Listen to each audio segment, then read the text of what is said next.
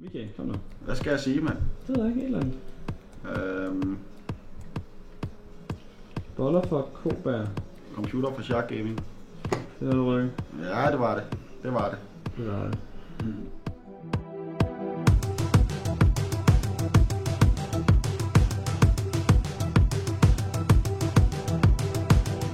Vi er fra Go Imba. Go Imba? Yes sir. Det er os, der laver den her gratis betting, som kører under League of Sharks her. Og så er vi også tournament admins oveni. Ja. Fordi det er sjovt. Så ja, vi har været her siden i går morges og hjulpet folk i gang med kampene. Og nu er det tid til, at det bliver rigtig sjovt.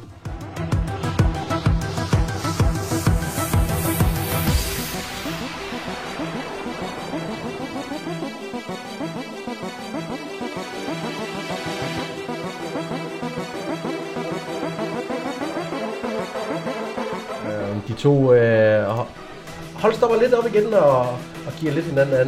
Der er selvfølgelig henholdsvis en og to, der er tur fra spawnet af, som skal med ned og join fighten. Men så snart de er retur igen, så fortsætter action. De har begge hold ligger sådan relativt aggressivt fra start, synes jeg. Det synes jeg er rigtig fedt.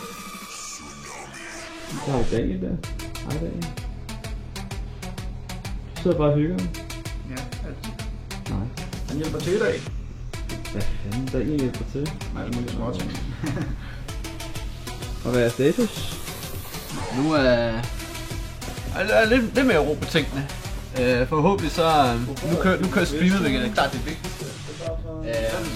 Og spillet er i gang.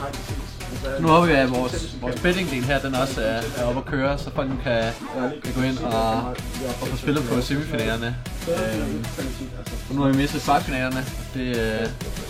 Ja, det startede lidt hårdt ud, men nu håber vi, at det går op i en højere enhed, og folk på streamet, de får en god oplevelse. Nu er det første kamp mellem guderne og Stenbjerg. Stenbjerg er den, der nakkede også fuldstændig. Det er fordi, jeg sidder og spiller med 4 bronzespillere, og jeg er platin, og de er alle 5 platin. Så jeg kunne ikke carry den kamp.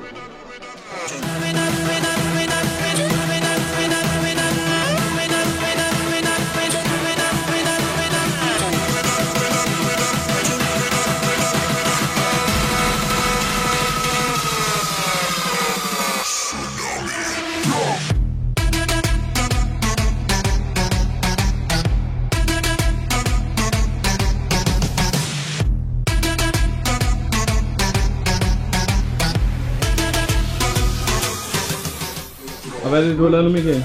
Hvad siger du? Og hvad er det, du lige har lavet? Jeg har lavet et boost på Facebook.